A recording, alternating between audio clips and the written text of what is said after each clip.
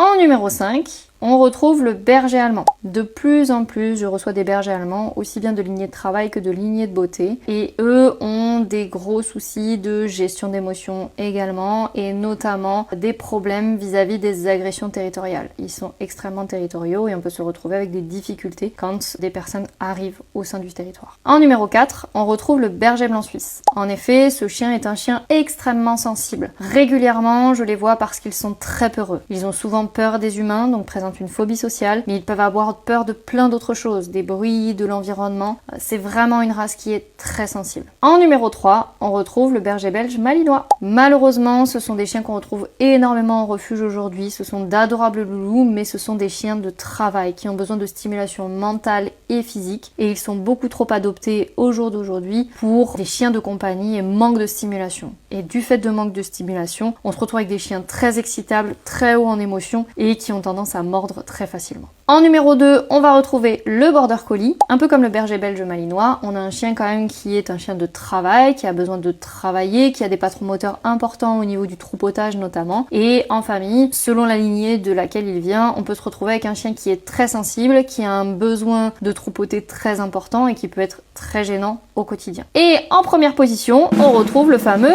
berger australien, le chien préféré des Français. Sauf qu'en réalité, ce chien, même s'il est adorable à nouveau, c'est un chien également qui peut être considéré comme un chien de travail, bien plus comme un chien de travail que comme un chien de compagnie. Donc il a besoin de suffisamment de stimulation mentale et physique pour pouvoir être bien dans ses petites pattes. Donc c'est très chouette d'adopter un berger australien. Toutes les races sont très chouettes, mais il faut se rendre compte qu'elles ont chacune des particularités, qu'elles peuvent avoir des patrons moteurs plus ou moins importants et qu'on peut se retrouver avec des troubles du comportement quand on ne se renseigne pas suffisamment avant d'adopter.